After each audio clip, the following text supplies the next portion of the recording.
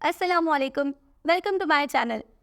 آج کے ایپیسوڈ میں ساہیہ مراد کی شادی ہونے والی ہے اور ساہیہ کی شادی کے بعد پتہ چلنے والا ہے کیف کی زندگی سے جڑا ایک سچ، اور وہ سچ ساہیہ کی زندگی کو بہت بری طرح افیکٹ کرنے والا ہے۔ کیا ساہیہ کو کیف نے اپنے لیے استعمال کیا تھا؟ اور اگر کیا تھا تو کس طرح ساہیہ کیف کی سازش کا شکار ہوئی تھی؟ کافی انٹرسٹنگ اور دھماکے دار ایپیسوڈ ہے۔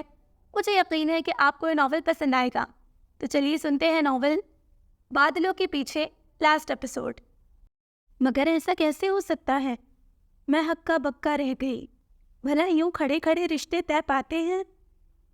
کیوں نہیں ہو سکتا؟ وہ پرجوش تھا بولنے لگا۔ تم ہمارا آئیڈیل ہو ساہی، ہمیں جس لڑکی کی تلاش وہ لڑکی صرف تم ہو سکتی ہو۔ تم میں جو خوبیاں موجود ہیں ہمیں ایسی ہی خوبیوں والی لڑکی کی تلاش تھی۔ میری تلاش یہاں آ کر ختم ہو چکی ہے اور میں تمہیں اپنی بھابھی بنانا چاہتا ہوں۔ ہائے، مجھے کھڑے کھڑے ہارٹ اٹیک نہ ہو جائے۔ اپنی اتنی تعریفوں نے تو میرے حواس معطل کر دیے تھے۔ اگر کچھ سنبھل کر کیف کے تاثرات جانچ لیتی تو ضرور ٹھٹک جاتی، مگر کیا ہے نا کہ مجھے کسی کو جانچنا، پرکھنا یا سمجھنا تو کبھی آیا ہی نہیں تھا۔ میں بے وقوفی کی حد تک سادہ ہوں۔ ان دنوں مجھے اپنی بے وقوفیوں کی خبر نہیں ہو سکی، مگر وقت بہت بڑا استاد ہے۔ جو باتیں ماں باپ اور کتابیں تک نہیں سمجھا سکتی، ان باتوں کو وقت اچھی طرح سے ذہن نشین کروا دیتا ہے، اور وقت کی شاگردگی میں رہنا کوئی آسان کام نہیں۔ یہ ان دنوں کی بات ہے جب رخسانہ آنٹی نے اچانک کینیڈا شفٹ ہونے کا اعلان کر دیا تھا۔ شوہر اور بیٹی چونکہ پردیس میں تھے، سو وہ تنہائیوں سے گھبرا کر کینیڈا چلی گئی تھی۔ ان کی انیکسی میں ابھی تک کیف رہائش پذیر تھا۔ آنٹی کے چلے جانے کا بڑی ماما اور میری ماما نے خاصا صدمہ لیا تھا۔ عرصہ دراز سے وہ ہمارے پڑوس میں رہ رہی تھیں۔ ان کے چلے جانے کے بعد یوں لگتا تھا گویا برابر والا گھر سناٹوں کی زد میں آ گیا ہے۔ آنٹی چلی گئی تو کیف بھی گدھے کے سر سے سینگ کی طرح چند دنوں کے لیے غائب ہو گیا تھا، اور میں جو اتنے دنوں سے اس کی عادی ہو چکی تھی ایک دم بوکھلا کر رہ گئی، اور جس دن وہ واپس آیا تھا میں گویا پھٹ پڑی۔ بغیر بتائے کہاں دفع ہو گئے تھے؟ سانس تو لینے دو، بتاتا ہوں۔ وہ گھاس پر پسکڑا مار کے بیٹھ گیا۔ جلدی سے بکو، میں غصے سے بولی۔ اسفت بھائی اور غانی کے بعد کیف ہی تھا جس سے میں اس قدر بے تکلفی سے پیش آتی تھی، اور دوسرے ماما اور پاپا کیف کی شرافت نجابت کو دیکھ کر مطمئن تھے۔ انہوں نے کبھی مجھے کیف سے ملنے اور گپ شپ لگانے سے نہیں روکا تھا، اور ویسے بھی ہم کون سا ہر وقت ملنے کے لیے بےتاب رہتے تھے۔ زیادہ تر پارک میں ہی ملاقات ہوتی۔ وہ پارک میں بچوں کے ساتھ والی بال کھیلتا تھا، اور میں ماما کے 1000 مرتبہ مجبور کرنے پر 4 راؤنڈ لیتی تھی۔ اتنی دیر تک وہ والی بال کھیلتا رہتا تھا، جو ہی میں تھک ہار کر بینچ پر بیٹھ جاتی وہ بال پھینک کر بھاگ کر آتا تھا۔ یوسما ہے نا میری، وہ اس کا برتھ ڈے تھا۔ وہ پسینہ صاف کرتا ہوا بولا۔ یوسما اس کی وہ تھی، یعنی دوست، منگیتر یا بیوی۔ اس نے کبھی وہ کی وضاحت نہیں کی تھی، میں نے بھی کبھی وضاحت طلب نہیں کی تھی۔ دراصل مجھے کریدنے کی کبھی بھی عادت نہیں رہی تھی، اور نہ ہی میرا کیف کے ساتھ ایسا کوئی ریلیشن تھا جو میں یوسما کے بارے میں کانشیس رہتی۔ وہ مجھے خاصا ہمدرد، مخلص اور سادہ مزاج لگا تھا، اور ان دنوں تو میری ماما کے کہنے پر مجھے وہ اکنامکس اور انگلش بڑی دل جمعی کے ساتھ پڑھا رہا تھا، اور میں وثوق کے ساتھ کہہ سکتی تھی کہ کیف سے اچھا کوئی آج تک مجھے پڑھا پایا تھا اور نہ ہی کچھ سمجھا پایا تھا۔ ماما کیف سے بہت خوش تھی، کیونکہ میرے منتھلی ٹیسٹ دیکھ کر ماما کا دل خوش ہو گیا تھا، اور وہ اس کامیابی کا سارا کریڈٹ کیف کو دے رہی تھی۔ میری محنت کو تو وہ کسی کھاتے میں ہی نہیں سمجھتی تھی۔ تو بتا کر جاتے نا، میں نے ناراضگی جتائی۔ کیوں بھائی، آپ نے مجھے مس کیا تھا؟ وہ صاف مجھے چڑھا رہا تھا۔ کوئی نہیں، تم تو خوش ہوگی، پڑھائی سے جان چھوٹی رہی اتنے دن، وہ مسکراتے ہوئے بولا۔ اب ایسی بھی کوئی بات نہیں، میں جذبوز ہوئی۔ تم آوارہ گردی کر آئے؟ لڑکی احترام سے بلایا کرو، میں تمہارا استاد ہوں۔ وہ خواہ استاد بنا۔ تمہاری یوسما ٹھیک ہے؟ میں نے جان کر اسے چھیڑا۔ ایک دم ٹھیک، فرسٹ کلاس۔ وہ دور سے آئی تھی۔ وہ دور سے آئس کریم والے کو آتا دیکھ کر اٹھ گیا تھا۔ اور تم؟ میں تمہارے سامنے ہوں۔ وہ 2 آئس کریم لے آیا تھا۔ بڑے فریش لگ رہے ہو۔ میں نے اپنا فیوریٹ فلیور نہ دیکھ کر منہ بنا لیا۔ یہ کیا ہے؟ آئس کریم، مگر مجھے مینگو فلیور پسند نہیں ہے۔ میں نے ناک چلائی۔ تو نہ کھاؤ، مجھے دے دو، وہ اطمینان سے بولا تھا۔ تم سے ایک بات کرنی تھی ساحی۔ کافی دیر سوچنے کے بعد وہ بہت سنجیدگی سے بولا تھا۔ میں کچھ چونک گئی۔ کیا؟ وہ دراصل میری ماما آنا چاہتی ہے۔ بالآخر اس نے کہہ ہی دیا تھا۔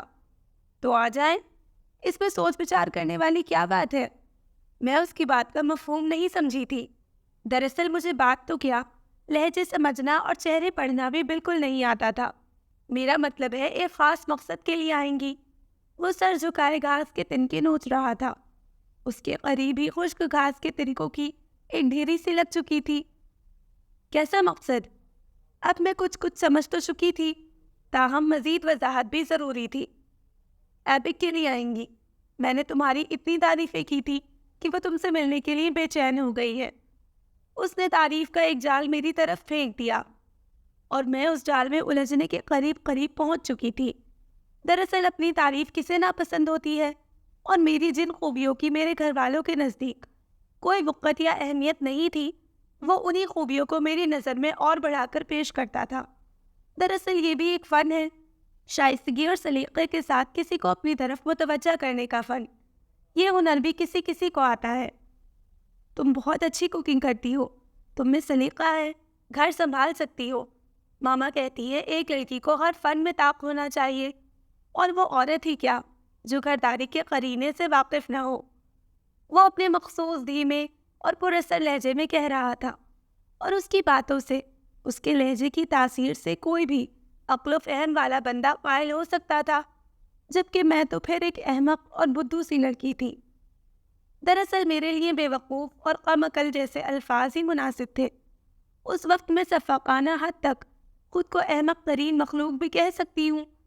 ہاں، اس وقت مجھے یہ الفاظ بہت زہریلے اور اپنا مذاق اڑانے والے محسوس ہوئے تھے، جب ماما نے مجھے جتایا کہ تم احمق اور پاگل ہو ساحی، ہمیں یہ سب تمہارے لیے بہتر نہیں لگ رہا۔ آپ تو چاہتی ہی نہیں کہ میں قدردان لوگوں میں جاؤں جو میرے سلیقے سے متاثر رہیں، جو میری ڈگریوں کی بجائے میرے ہاتھ کے ذائقے کی تعریف کرے۔ پلیز ماما، میں ساری زندگی احساس کمتری کے ساتھ نہیں گزار سکتی۔ مجھ سے یہ طعنہ کبھی برداشت نہیں ہو سکے گا کہ میں کند ذہن تھی، یا پھر میرا اکیڈمک ریکارڈ اچھا نہیں تھا۔ میں احساس کمتری کا شکار تھی، اور اسی خوف کے زیر اثر میں نے کیف کے بھائی کے حق میں ووٹ دے کر اپنے لیے ایک بھرے پورے کنبے کا انتخاب کر لیا تھا۔ میرا 3rd ایئر کا رزلٹ آیا اور میں خوش قسمتی سے پاس ہو گئی۔ ابھی میری اس خوشی کو سیلیبریٹ کر ہی رہے تھے کہ ایک نیا واقعہ رونما ہو گیا۔ پوری زندگی میں شاید پہلی مرتبہ میں نے خوشی خوشی کالج جانے کی تیاری کی تھی، اور اس سے پہلے کالج کے لیے ضروری چیزوں کی شاپنگ بھی کی تھی۔ ماما اور بڑی ماما اس کایا پلٹ پر حیران تھی، اور ڈیڈی اور پاپا بے انتہا خوش۔ مجھے یوں محسوس ہوتا تھا کہ میرے اندر تبدیلیوں کی اصل وجہ کیف کی ذات تھی۔ وہ میرے لیے ایک مخلص دوست ثابت ہوا تھا، اور اس نے مجھے احساس کمتری کے بھنور سے نکال دیا تھا۔ اس نے میری ذات کی اہمیت کو اپنے جاندار لفظوں کا پیرہن دے کر مجھے پہلے سے بھی زیادہ بااعتماد کر دیا تھا۔ یہ بات بھی مجھے بہت بعد میں پتہ چلی تھی کہ دراصل کیف کا مقصد مجھے بااعتماد کرنا نہیں، بلکہ میرا اعتماد جیتنے کی کوشش کرنا تھا، اور وہ اپنے مقصد میں کامیاب ہو گیا تھا۔ ہاں، تو بات ہو رہی تھی اس دن کی جب میں کالج جانے سے پہلے جھٹ پٹ ناشتہ تیار کر رہی تھی۔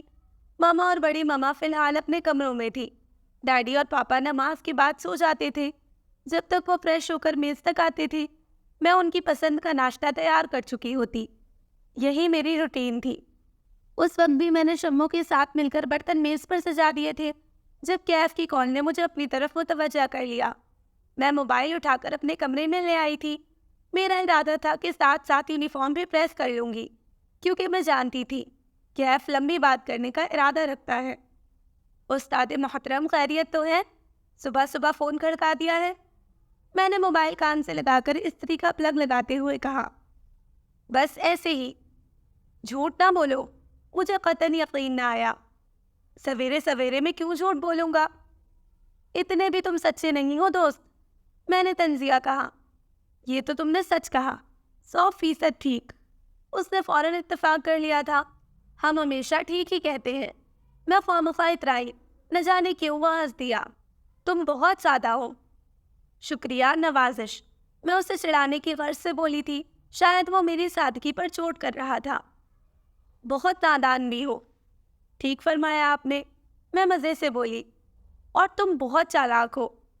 हाँ वाकई, वो फिर से मुस्कुरा दिया था और उसकी हंसी की आवाज़ सुनकर मैंने बस ऐसे ही आम से लहजे में कह दिया था, और कभी कभी यही चालाकी आपके मुंह पर भी आ पड़ती है। खुद को अक्ल कुल नहीं समझना चाहिए। बड़ी अक्ल की बातें करने लगी हो। दूसरी तरफ हैरान होने की अदाकारी की गई थी।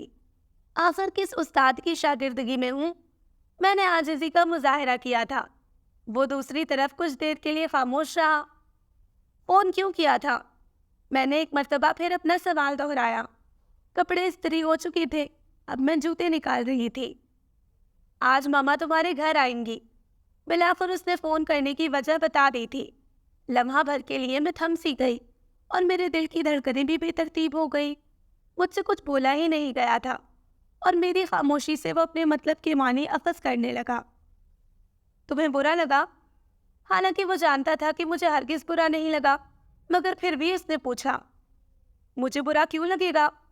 आफ्टर ऑल मेरे उस्ताद मोहतरम की मामा आएंगी। मुझे तो अभी से मेन्यू की फ़िक्र हो गई है। कुछ देर बाद मैंने काफ़ी हल्के फुल्के लहजे में कहा था, अच्छी बात है, अपनी कुकिंग के जोहर दिखाकर मामा को इम्प्रेस कर लेना। वो शायद मुस्कुराया था। मुझे भला क्या ज़रूरत है?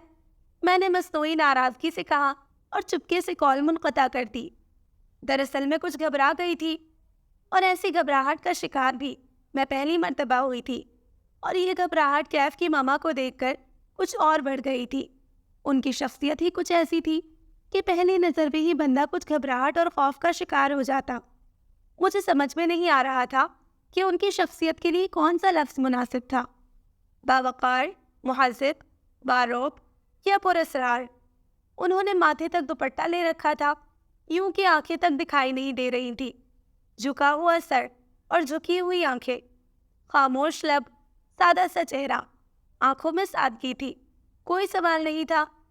साफ बात तो ये थी, बड़ी मामा और मेरी मामा को कैफ की मामा पसंद नहीं आई थी, और जब घर वाले पसंद नहीं आए थे तो फिर एबिक को देखने का तो सवाल ही पैदा नहीं होता था। डैडी और पापा खामोश थे। फिलहाल उन्होंने कोई राय नहीं दी थी, और ना ही उन्होंने एबिक से मिलने या देखने की ख्वाहिश जाहिर की थी, जबकि मामा और बड़ी मामा ने साफ कह दिया था। काफ़ी भरी पूरी फैमिली है। एबिक के 5 भाई, माँ और खैर से माजूर दादी भी मौजूद है। मुझे तो साही के लिए रिश्ता पसंद नहीं। ऊपर से एबिक की माँ ने हमारे साथ कलाम तक नहीं किया। बड़ा ख़ानदान होने में क्या बुराई है? उस वक्त तो डैडी और पापा की मौजूदगी के बायस में कुछ नहीं बोली थी, ताहम उनके उठने के फ़ौरन बाद मुझसे रहा नहीं गया, सो बोल उठी। तुम्हें कुछ नहीं पता साही, ये बड़ों की बात है, हमारे दरमियान ही रहने दो। हम जो मुनासिब समझेंगे वही फैसला करेंगे। खिलाफ़े मामूल मामा मुझे बगैर डपटे आराम से समझाने वाले अंदाज में कहने लगी। एक ही तो पॉइंट मुझे अपने हक़ में मुनासिब लगा था, और आप उसी पर एतराज़ कर रही हैं। मेरी देरीना ख्वाहिश पूरी होने वाली थी। किसी बड़े ख़ानदान का हिस्सा बनना मेरा ख्वाब था। ऐसा घर जिसके मकीन मेरी तालीम की बजाय मेरे सलीक़े और सुघड़ापे के गुण गाए, और मैं अपने खुलूस और खिदमत गुजारी के जज्बे की बदौलत उनके दिलों को जीत लूँ। और मैं जानती थी उस वक्त मामा और बड़ी मामा ने मुझ पर फ़ख्र करना था। फ़िलहाल तो वो मेरे इकलौतेपन की वजह से तज़ब्ज़ुब का शिकार थी। तुम शुरू से तन्हा और पुरसुकून माहौल में रहने की आदी हो बेटा। तुम्हारे लिए एक पूरे कुनबे के साथ रहना बहुत मुश्किल होगा। बड़े मामा ने मुझे समझाना चाहा था, मगर मैंने उनकी बात पर ध्यान नहीं दिया। मामा, ये पॉइंट तो बहुत वीक है। मैं हर तरह के माहौल में एडजस्ट कर लूँगी। बात तो काफ़ी बेशर्मी वाली थी, अपने प्रपोज़ल पर यूँ खुले डुली गुफ्तगू करना, मगर मैं मशरिकी लड़की बनने की अदाकारी करके खामोश रहने के चक्कर में इतना अच्छा प्रपोज़ल हाथ से नहीं जाने देना चाहती थी। अब तो कोई ढंग का प्रपोज़ल आया था, वरना इससे पहले जो ख़वातीन हमारे घर आ चुकी थी वो सबसे पहले मेरे मैट्रिक में ग्रेड और नंबर पूछने लगती थी, اور جنہیں خبر ہو جاتی کہ میں نے میٹرک 3 سال میں کلیئر کیا ہے تو وہ مڑ کر دیکھنے کی کوشش بھی نہیں کرتی تھی۔ پلیز ماما، محض اس وجہ سے آپ کیف کے گھر والوں کو انکار مت کیجیے گا، میں نے التجائیہ کہا تھا، اور اب تو مجھے پورا یقین تھا کہ ماما جوتی اتار ہی لیں گی، مگر ایسا کچھ بھی نہیں ہوا، بلکہ اس کے برعکس ماما نے میرے ہاتھ پر اپنا ہاتھ رکھا اور بھرائی آواز میں بولی، بیٹا ہم تمہارے لیے ہر چیز پرفیکٹ دیکھنا چاہتے ہیں، تم ہماری اکلوتی بیٹی ہو، ہر ماں باپ اپنی اولاد کے لیے حساس ہوتے ہیں۔ ماما بہت دیر تک مجھے سمجھاتی بجھاتی رہی تھی، زمانے کی اونچ نیچ، اتار چڑھاؤ، زندگی کے نشیب و فراز، اور میں خاموشی سے سر جھکائے سنتی رہی تھی، مگر میرا دل پھر بھی ایبک کے حق میں ووٹ دے رہا تھا۔ ایک دفعہ دیکھ لینے میں کوئی حرج بھی تو نہیں۔ بہت دیر سوچنے کے بعد بڑی ماما نے دھیمی آواز میں کہا تھا، مجھے سفینہ، کیف کی ماما کا رویہ بہت عجیب لگا تھا بھابھی۔ ماما اور بڑی ماما بہت دیر تک گفتگو کرنے کا ارادہ رکھتی تھیں، سو میں چپکی سے اٹھ گئی۔ آنے والے بہت سارے دن اسی سوچ و بچار میں گزر گئے تھے۔ ماما لوگ ایک دفعہ جہلم جا کر ایبک کو بھی دیکھ آئی تھی۔ ڈیڈی اور پاپا کے علاوہ اسود بھائی اور اماں بھائی بھی ایبک سے مل کر آئے تھے، اور وہ انہیں ہر لحاظ سے اچھا لگا تھا۔ اپنی ماں کی طرح ہے، مہذب، خاموش، باوقار، اور یہ ماما کا ایبک کے لیے تبصرہ تھا۔ ماما کچھ کہتے کہتے رک گئی تھی، اور میں ان کی خاموشی سے بے چین ہو گئی۔ اور کیا بھلا، پراسرار، میری زبان بھلا رک سکتی تھی؟ ماما نے مجھے ہمیشہ کی طرح گوری سے نوازا تھا۔ نہیں، بہت سنجیدہ مزاج۔ ماما مجھے نہیں بلکہ وانی کو بتا رہی تھی، جو خرابی طبیعت کی وجہ سے جہلم نہیں جا سکی تھی، اور اب چسکے لینے کے لیے صبح صبح اسود بھائی کے ساتھ ہی نازل ہو گئی تھی۔ اسود بھائی اسے ڈراپ کر کے اپنے آفس چلے گئے تھے۔ ایبک کا بزنس اچھا چل رہا ہے، ماشاءاللہ، اس نے چند سال میں ہی بہت ترقی کی ہے۔ بڑی ماما ایبک سے کچھ زیادہ ہی متاثر ہو گئی تھی۔ شکل و صورت کیسی ہے؟ گورا ہے، کالا ہے یا سانبلا ہے؟ کیسا ہے؟ غانی نے مچل کر پوچھا۔ اب کے ماما نے غانی کو گورا، بہت خوش شکل ہے، سائی کے ساتھ جچے گا، جواب بڑی ماما کی طرف سے آیا تھا، اور اس جواب نے مجھے بھی مطمئن کر دیا تھا۔ ایبک سے چھوٹے 4 اور بھائی تھے، سب سے بڑا ایبک تھا، اور اس کے بعد کیف، اون، فائز اور اشر تھے، اور یہ بات سن کر ہم حیران رہ گئے تھے کہ اون اور فائز دونوں شادی شدہ تھے۔ ماما نے اس بات پر بھی خاصا اعتراض کیا تھا کہ بڑوں کو چھوڑ کر چھوٹے دونوں کی شادی کیوں کی ہے۔ ویسے میری ماما کو اعتراضات تو اور بھی بے شمار تھے، مگر مسئلہ یہ تھا کہ ماما کو اپنی قدرے فریبی مائل نالائق سی بیٹی کے لیے ایبک جیسا اسمارٹ، خوبرو اور لائق فائق لڑکا پسند آ گیا تھا۔ سو بھرا پورا کنبہ بھی ماما نے نظر انداز کر دیا تھا، اور سفینہ آنٹی کا رویہ بھی۔ بڑوں کے درمیان تمام معاملات طے پا گئے تھے۔ ابھی مجھے بی اے کی بجائے بیاہ ہی کرنا تھا، مگر نہ جانے کیوں سب کچھ حسب منشا ہونے کے باوجود اندر کہیں عجیب سی بے قراری چٹکیاں بھرنے لگی تھی، اور میں کافی دن تک تو یہی سمجھتی رہی تھی کہ شاید ماما اور پاپا سے دوری کا احساس دل میں چبھن دے رہا ہے، دل کو اداسی کی دبیز چادر میں لپیٹ رہا ہے، مگر یہ احساس پاپا کے گھر سے لے کر ایبک کے گھر تک میرے ساتھ رہا تھا، مگر اس سے بھی پہلے کچھ اضطراب تو میرے اندر خود بخود بھرنے لگا تھا۔ ایک دن کیف چلا آیا تھا، وہ چاہتا تھا میں اس کے ساتھ جا کر اپنی شادی کی شاپنگ کر لوں، اس میں کوئی اعتراض والی بات بھی نہیں تھی، سو ماما نے مجھے اجازت دے دی تھی۔ تقریباً 3 دن تک شاپنگ کا سلسلہ چلتا رہا تھا، اگرچہ شاپنگ بھی میں نے نہ ہونے کے برابر کی تھی۔ ایک تو مروت میں کافی ہلکے پھلکے اور کم قیمت کے جوڑے لیے تھے، دوسرے مجھے ویسے بھی بھاری بھرکم لباس سے الجھن ہوتی تھی، اور جب لہنگے کی باری آئی تو کیف نے مجھ سے پوچھا، لہنگا کیسا ہونا چاہیے؟ لہنگا نہیں تو پھر؟ میں کچھ اور لوں گی۔ میں نے بھاری بھرکم لہنگے دیکھ کر ایک ہلکا سا نفیس کام والا شلوار قمیض پسند کر لیا تھا۔ شاکنگ پنک لے لو، ایبک کو یہ کلر پسند ہے۔ کیف نے مجھے سرخ رنگ کا انتخاب کرتے دیکھ کر فوراً کہا تھا، حالانکہ سرخ رنگ کو میں اپنا لکی کلر سمجھتی تھی۔ یہ رنگ میرا پسندیدہ تھا، مگر اس کے باوجود میں نے ایبک کی پسند کو اولیت دی تھی۔ شاپنگ کے دوران یوسما ہمارے ساتھ رہی تھی۔ یوسما کیف کی کزن اور منگیتر تھی، اور جس طرح کیف اس پر دل کھول کر خرچ کر رہا تھا، مجھے اندازہ ہو چکا تھا کہ کیف یوسما سے بھی انتہا محبت کرتا ہے۔ کیف کی یوسما کے لیے محبت اس کے ہر انداز سے ظاہر ہو رہی تھی، اور میں وثوق سے کہہ سکتی تھی کہ اتنی خریداری میں نے نہیں کی تھی جس قدر یوسما نے کی تھی۔ مہنگے ترین کپڑے اور سونے کے زیورات، اس کے علاوہ بھی نہ جانے کیا کچھ۔ میرا سامان کیف نے میرے حوالے کر دیا تھا اور یوسما پوری گاڑی اپنی چیزوں سے بھر کر جہلم چلی گئی تھی۔ حالانکہ جب میں برائڈل ڈریس خرید رہی تھی تب کیف برابر مجھے جتا رہا تھا۔ ہاتھ ہولا رکھنا فرینڈ، انہوں نے میری جیب میں کچھ خاص رقم بھر کر نہیں بھیجی۔ اپنے بھائی سے کہنا وہ شادی کر رہا ہے یا پھر برتھ ڈے سیلیبریٹ کر رہا ہے۔ میں نے بھنا کر کہا تھا، اگرچہ مجھے خود ان باتوں کا خاصا خیال تھا، مگر کیف کا بار بار جتانا مجھے بہت برا لگ رہا تھا۔ پھر ایک دن کیف نے اچانک فون کر کے مجھے حیران کر دیا۔ ایبک سے بات کرو گی؟ وہ مجھ سے پوچھ رہا تھا۔ مگر کیوں؟ میں گھبرا اٹھی۔ شادی میں چند دن تو رہ گئی تھی اور آج سے پہلے ادھر سے کوئی ایسا مطالبہ سامنے نہیں آیا تھا، اور پھر ماما سے پوچھے بغیر میں بھلا کیسے بات کر سکتی تھی؟ بس ایسے ہی، تم نہیں کرنا چاہتی تو کوئی بات نہیں۔ کیف نے مزید کچھ سننے سے پہلے ہی فون رکھ دیا تھا۔ سچ تو یہ تھا کہ کیف کو بھی میں سمجھ نہیں پائی تھی۔ عجیب سا بندہ تھا، گھڑی میں تولا گھڑی میں ماشا۔ انہی الجھی سلجھی سوچوں سمیت شادی کا دن بھی آ گیا۔ اس دن عام لڑکیوں کی طرح مجھ پر بھی گھبراہٹ سوار تھی اور آنسو بھی وقتاً فوقتاً بغیر کسی وجہ کے گرتے جا رہے تھے۔ ماما اور بڑی ماما میرے سامنے خود کو برداشت رکھنے کی کوشش کر رہی تھی، مگر یہ کوشش بھی کبھی کبھی ناکام ہو جاتی تھی۔ پورا گھر مہمانوں سے بھرا ہوا تھا۔ گھر کے لان میں شامیانے لگائے گئے تھے۔ رات کو مہندی کی تقریب کا انتظام ہوٹل میں تھا۔ البتہ بڑی ماما کی خواہش تھی کہ رخصتی کسی ہوٹل سے نہیں بلکہ گھر سے ہونی چاہیے۔ نکاح سے کچھ دیر پہلے میں نے عجیب سی دبی دبی سرگوشیاں سنی تھی اور کچھ دیر بعد کھل کر بات سامنے آ گئی تھی۔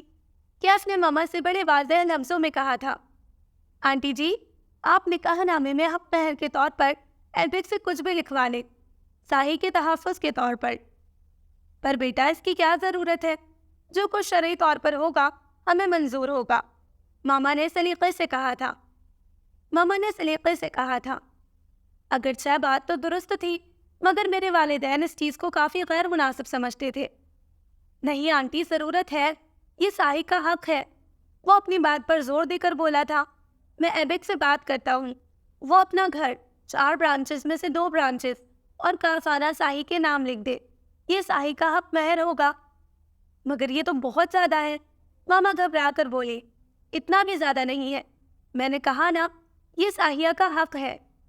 اس کا انداز دو ٹوک قسم کا تھا۔ ماما چپ سی ہو گئی۔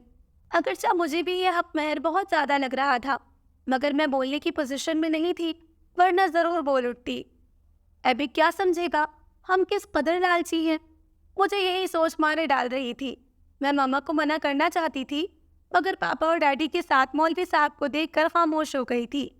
اگرچہ سننے میں آیا تھا کہ ایبک نے کیف کے اس مطالبے پر کافی ناگواریت کا اظہار کیا تھا، وہ مان نہیں رہا تھا، مگر نہ جانے کیسے کیف نے اسے منا کر ہی دم لیا تھا۔ کیف کے خلوص اور ہمدردانہ فطرت کی میں کچھ اور قائل ہو گئی تھی۔ سفینہ بیگم یعنی کیف کی ماما اس وقت بھی کچھ نہیں بولی تھی جب حق مہر کے متعلق دبی دبی سرگوشیاں ہونے لگی تھی۔ تب بھی وہ خاموش اور سر جھکائے بیٹھی رہی تھی۔ نہ ان سے کسی نے پوچھا تھا، نہ مشورہ لیا تھا، اور نہ ہی وہ بڑھ چڑھ کر انہوں نے بولنے کی کوشش کی تھی۔ ایک چپ تھی ان کی جو گھر آنے کے بعد بھی نہیں ٹوٹی تھی۔ بس انہوں نے میرے سر پر ہاتھ رکھ کر خاموش لبوں سے ایک دعا دی تھی، اور میرے لیے ان کی یہ دعا پوری زندگی کا حاصل تھی، سدا سکھی اور آباد رہو۔ ایبک کے ساتھ نئی زندگی کی شروعات نے میرے سارے خدشات دور کر دیے تھے۔ مجھے خوف تھا کہ وہ ضرور حق مہر میں لکھوائی جانے والی لمبی چوڑی جائیداد کے تانے دے گا، جتائے گا، کبھی کبھار طنز کی مان مارے گا۔ تاہم ایسا کچھ بھی نہیں ہوا تھا۔ وہ میرے لیے ٹوٹ کر چاہنے والا شوہر ثابت ہوا تھا، اور اس کی محبت پر پہلے ہی روز میرا دل ایمان لے آیا تھا۔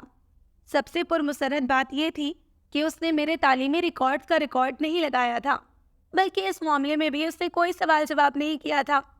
عموماً وہ زیادہ تر خاموش رہتا تھا۔ اپنے بھائیوں کے ساتھ بھی اس کی گپ شپ نہ ہونے کے برابر تھی، مگر اس کے باوجود وہ اپنی ماں اور بھائیوں سے بے حد محبت کرتا تھا، اور مجھ سے بھی اس نے صرف اتنا ہی کہا تھا، ساحیہ، مجھے امید ہے تم میرے گھر میں ایک اچھا اضافہ ثابت ہوگی۔ پلیز میری ماں اور بھائیوں کی عزت کرنا، ان کا خیال رکھنا۔ اس گھر میں سب سے مظلوم ہستی میری دادی ہے۔ میں تم پر کوئی بوجھ نہیں ڈال رہا، بس دن میں کبھی کبھار ان کی خبر گیری کر لیا کرنا۔ اور دوسرے نمبر پر میری ماں ہے، ان کی ذات بھی قابل توجہ ہے، تھوڑا سا وقت انہیں بھی دے دیا کرنا۔ اور بس، میرا تم سے کوئی مطالبہ نہیں، میں ہمیشہ تم سے مخلص رہوں گا اور تم سے محبت کرتا رہوں گا۔ بس ایک وعدہ کرو، کبھی بھی اپنے دل کو کسی اور کے خیال سے آلودہ نہیں کرو گی۔ میں سب کچھ برداشت کرنے کا حوصلہ رکھتا ہوں، مگر بے وفائی ہرگز نہیں۔ تمہیں کیف نے میرے لیے پسند کیا ہے اور مجھے امید ہے کہ تم ہم سب کے حق میں بہتر ثابت ہوگی۔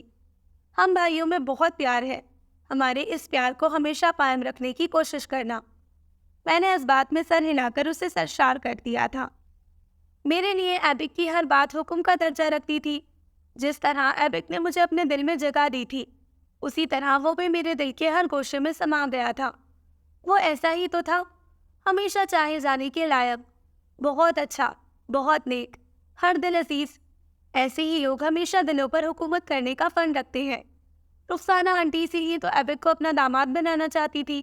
جب ادھر سے دل برداشتہ ہو گئی تو پھر بیٹی اور شوہر کے پاس چلی گئی۔ ایبک اور کیف کے علاوہ اعلیٰ تعلیم کسی اور نے حاصل نہیں کی تھی۔ اون اور فائز دونوں نے انٹر کے بعد شادی کر لی تھی اور دونوں ہی ایبک کے کاروبار سے منسلک ہو گئے تھے۔ دونوں کو مناسب جاب ایبک نے ہی مہیا کی تھی تاکہ وہ اپنی فیملی کا بوجھ خود اٹھا سکے۔ اشر ہاسٹل میں مقیم تھا، کم ہی گھر آتا تھا۔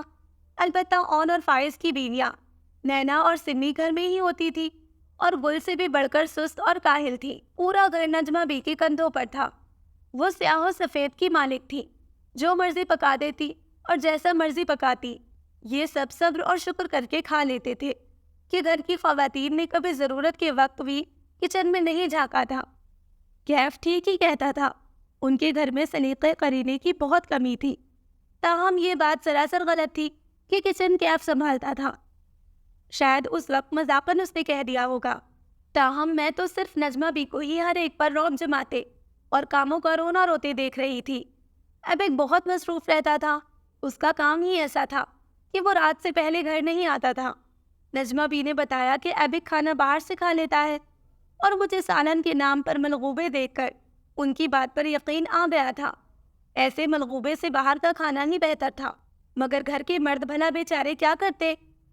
ماما کا زیادہ وقت اپنے کمرے میں گزرتا تھا۔ وہ پورا دن عبادت میں مشغول رہتی، گویا انہوں نے دنیا کو خیر آباد کہہ دیا تھا۔ ایک عرصے سے ان کی یہی روٹین تھی، تینوں وقت کا کھانا انہیں کمرے میں ہی پہنچا دیا جاتا تھا۔ اسی طرح ہڈیوں کا ڈھانچہ سی آثار قدیمہ جیسی دادی بھی پلنگ پر چت لیٹے بس چھت کو گھورتی رہتی، اور جب اس کام سے تھک ہار جاتی تو پھر گہری نیند میں گم ہو جاتی۔ نجمہ بھی جیسے تیس بد مزہ سی اخنی انہیں پلا جاتی تھی۔ نینا اور سمی نے کبھی ساس اور دادی ساس کے کمرے میں جھانکنے کی بھی کوشش نہیں کی تھی۔ وہ سارا دن اے سی لگائے اپنے اپنے کمروں میں بند ٹی وی دیکھنے میں مصروف رہتی تھی۔ دونوں کے پاس ایک ایک بچہ تھا اور ان کی اپنی بے شمار مصروفیات تھی، سو وہ گھر پر بھلا کیوں توجہ دیتی؟ سونے، کھانے اور آرام کرنے کے علاوہ ان کا تیسرا محبوب ترین مشغلہ پارلر کے چکر لگانا تھا۔ صحت اور حسن کو نکھارنے کے علاوہ کوئی اور کام ان کے پاس نہیں تھا۔ اس گھر کی خواتین کی روٹین دیکھ کر تو مجھے غش آنے لگی تھی۔ نینا اور سمی گھر کی طرف توجہ کیوں نہیں دیتی؟ میں پورا ہفتہ ماما کے گھر رہنے کے بعد واپس آئی تھی۔ یہاں آتے ہی اسی گندگی، غلاظت نے استقبال کیا تھا۔ رانی اگرچہ صفائی کر کے گئی تھی، مگر پھر بھی جگہ جگہ فروٹس کے چھلکے اور ٹافیوں کے ریپرز پڑے تھے، حتیٰ کہ صوفوں کے اوپر بسکٹ کا چورا بھی شان سے بکھرا ہوا تھا۔ اگر لاؤنج میں بیٹھ کر پیٹ پوجا کی گئی تھی تو پھر جھوٹے برتن اور چھلکے سمیٹنے میں کتنا ٹائم لگ جانا تھا۔ رات کو ایبک اپنے مخصوص ٹائم یعنی 11:30 بجے گھر آیا تو میں نے کافی ناگواری سے اپنے دل کو خالی کرنا چاہا تھا۔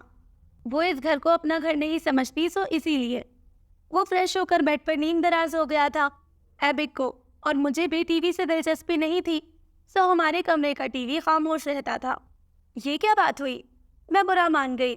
جس گھر میں قیام ہو، چاہے وہ کرائے کا ہی کیوں نہ ہو، اسے اپنا سمجھ کر اس کی حفاظت اور دیکھ بھال کرنی چاہیے۔ یہ تو تمہاری سوچ ہے، اس نے لیٹے لیٹے جواب دیا، مگر انہیں بھی ایسا سوچنا چاہیے۔ رانی ایک دفعہ صفائی کر کے جاتی ہے، پورا دن ہمیں خود ہی گھر کو صاف رکھنا ہوتا ہے۔ اگر گندگی یا پھیلاوا نہیں سمیٹیں گے تو اگلے دن تک بھلا کیا حالت ہوتی ہوگی؟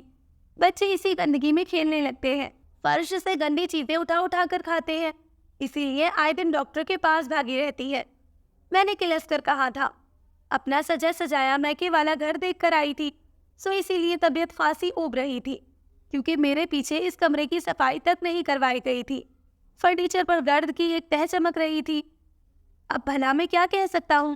اور فائز کو چاہیے ان چیزوں کی طرف دھیان دے، بیویوں سے کہیں کچھ اور نہ صحیح، کم از کم کچن کی طرف توجہ خود دے لیا کرے۔ مہینے بھر کا راشن 10 دن میں اڑ جاتا ہے۔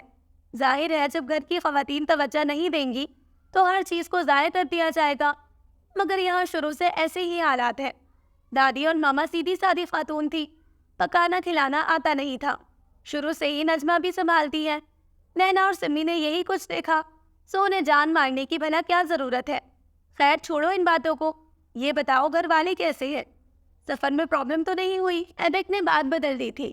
جس بات کا کوئی نتیجہ نہیں نکلنا اس پر بھلا بحث میں وقت کیوں ضائع کیا جاتا؟ اب وہ میرا حال احوال پوچھ رہا تھا۔ وہ میرے متعلق چھوٹی سے چھوٹی بات بھی بہت دھیان سے سنتا تھا۔ اگرچہ چھوڑ کر تو مجھے ایبک ہی آیا تھا، تاہم واپس پر ڈرائیور کے ساتھ آئی تھی۔ 1 ہفتے تک رہنا تو نہیں تھا، مگر چونکہ اماں بھائی فیملی سمیت کراچی سے آ گئے تھے، سو ان کے بچوں کے لیے وہاں میں رک گئی۔ حالانکہ میرا بھی اب مزید رہنے کا ارادہ نہیں تھا، مگر ایبک نے مجھے 1 دن بھی اوپر نہیں رہنے دیا تھا۔ مسئلہ تو کوئی نہیں تھا، مگر میں نے آپ کو بہت مس کیا۔ میں آٹو پر مسکان دبائے مزے سے بولی۔ اگرچہ میں نے سچائی کو ظاہر کیا تھا، مگر ایبک میرے اس سچ کو ماننے کے لیے تیار نہیں تھا۔ سراسر جھوٹ، اگر مس کرنا ہی تھا تو میرے ساتھ ہی واپس آ جاتی۔ پورے 2 مہینے بعد گئی ہوں جناب، صرف 1 ہفتے کے لیے، اور میرے لیے یہ ہفتہ پورے 2 مہینے کے برابر تھا۔ وہ میری طرف دیکھ کر دلکشی سے مسکرایا۔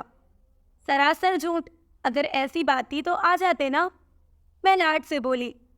بس جی کیا کرے، مجبوری تھی۔ ایبک نے ٹھنڈی آہ بھری۔ کیسی مجبوری؟ میں نے آنکھیں دکھائی۔ کاروبار سلطنت کی مجبوریاں کیا کم ہیں؟ ذرا ادھر ادھر ہو جاؤں تو لاکھوں کا نقصان ہو جاتا ہے۔ وہ دونوں ہاتھ سر کے نیچے رکھ کر بولا تھا۔ کیوں بھلا؟ فائز اور آن وغیرہ بھی تو ہوتے ہیں نا، مگر وہ اتنی توجہ نہیں دیتے۔ لاکھوں کا نقصان ان کی نظر میں کچھ نہیں ہوتا۔ اگر میری غیر موجودگی میں کچھ اونچ نیچ ہو جائے تو وہ لوگ سنبھال نہیں سکتے۔ ابھی نہ سمجھ ہے، آہستہ آہستہ سب سمجھ جائیں گے۔ وہ ہر درجہ سنجیدہ تھا اور خاموش ہی رہتا تھا، کم بولتا تھا، مگر بہت اچھا بولتا۔ زیادہ تر میں ہی اسے بولنے پر اکساتی رہتی، خود سے کبھی بھی گفتگو کا آغاز نہیں کرتا تھا۔ ہاں، محبت لٹانے کے معاملے میں وہ کنجوس ہرگز نہیں تھا، اور اظہار کے معاملے میں تو بالکل بھی نہیں۔ اپنے مخصوص لہجے میں دھیما دھیما بولتا، وہ سیدھا دل میں اتر جاتا تھا۔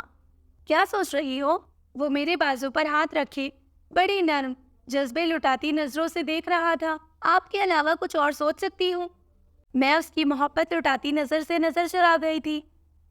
ہمیشہ ایسا ہی ہونا چاہیے، اس کا گمبھیر لہجہ یوں ہی دل دھڑکا دیتا تھا۔ بھلا کیسے؟ میں نے بوجھل پلکوں کو بمشکل اٹھا کر پوچھا۔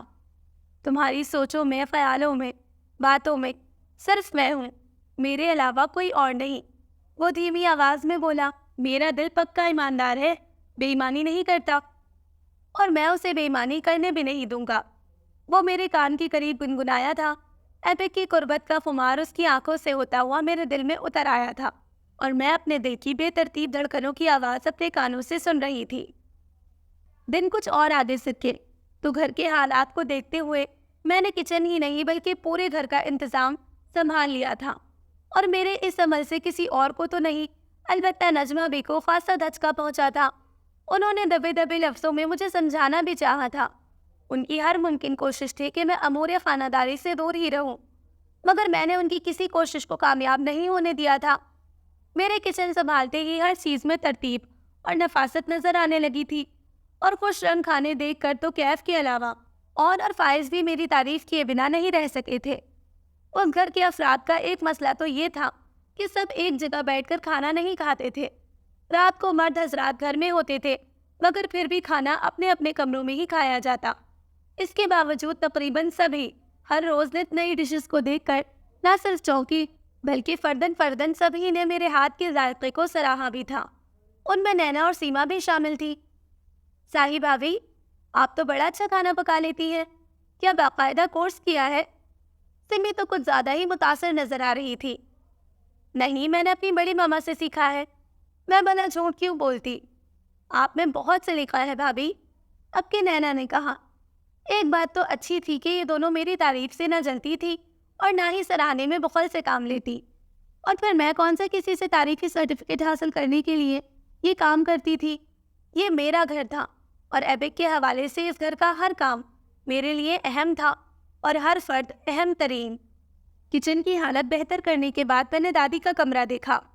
وہ اس گھر کی بزرگ ہستی تھی، مگر ان کی اہمیت اور حالت کسی ٹوٹے پھوٹے ناکارہ سامان سے بڑھ کر نہیں تھی۔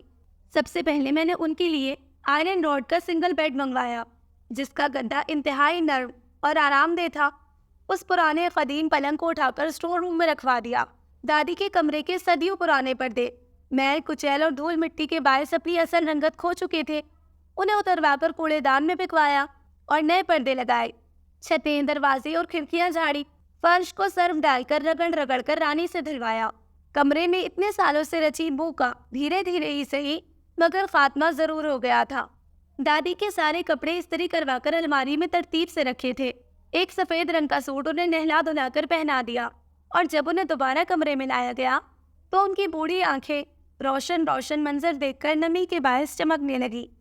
وہ بول نہیں سکتی تھی، مگر اشاروں سے انہوں نے مجھے بتا دیا تھا کہ وہ بہت خوشی محسوس کر رہی ہیں۔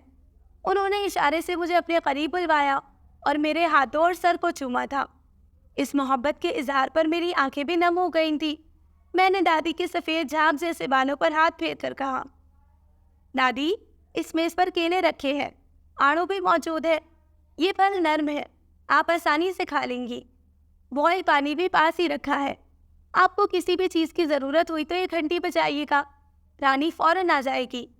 میں ابھی آپ کے لیے مزیدار سے سوپ بنا کر لاتی ہوں۔ ہاں ہاں، دادی گویا میری بات سمجھ چکی تھی، سو اسی لیے اس بات میں سر ہلانے لگی۔ میں نے ایبک سے کہہ کر ایک نرس کا بندوبست بھی کروا لیا تھا۔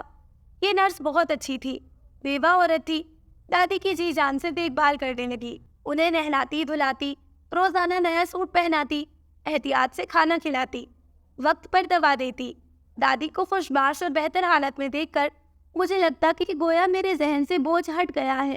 اسی طرح ماما کا کمرہ بھی ابتری کا شکار تھا، مگر پھر میرے ہاتھوں نے اس کمرے کو بھی سنوار کر ہی چھوڑا تھا۔ ماما نے بھی مجھے اپنی منمانی کرنے دی تھی۔ دادی کی طرح انہوں نے بھی خاموشی سے مجھے سراہا ضرور تھا، اور میرے سر پر پہلے دن کی طرح ہاتھ رکھ کر خاموشی سے دعا دی، اور پھر تسبیح کی طرف متوجہ ہو گئی تھی۔ گھر کا اندرونی نظام میرے ہاتھ میں کیا آیا، نہ صرف گھر میں سلیقہ نظر آنے لگا، بلکہ کچن کے اخراجات بھی نہ ہونے کے برابر ہو گئے تھے۔ راشن ختم ہونے کا نام نہیں لیتا تھا، اور جو پیسے بھی مختلف بلز اور راشن کے لیے ایبک دیتا تھا، ان میں سے بھی کافی بچ جاتے تھے۔ حالانکہ پہل مہینے میں 2 دفعہ راشن آتا تھا۔ جو ہی میں نے یہ بات نجمہ بی سے کی تو وہ ٹھنڈے لہجے میں بولی، بٹو بھلا میں کیا کروں؟ گیس، باؤ، راشن اور بل وغیرہ کے پیسے مجھ سے لے جاتی تھی، مگر نہ بل ادا ہوتا تھا اور نہ ہی راشن آتا۔ مجبوراً میں پھر ایبک سے پیسے مانگنے کھڑی ہو جاتی تھی۔ نجمہ بھی سچ ہی تو کہہ رہی تھی، انہیں بھلا اس بڑھاپے میں جھوٹ بولنے کی کیا ضرورت تھی؟ اگر کیف کو پیسے چاہیے ہوں تو ایبک سے مانگے، گھر کے اخراجات میں سے پیسے کیوں لیتا ہے؟ میں الجھ کر رہ گئی تھی۔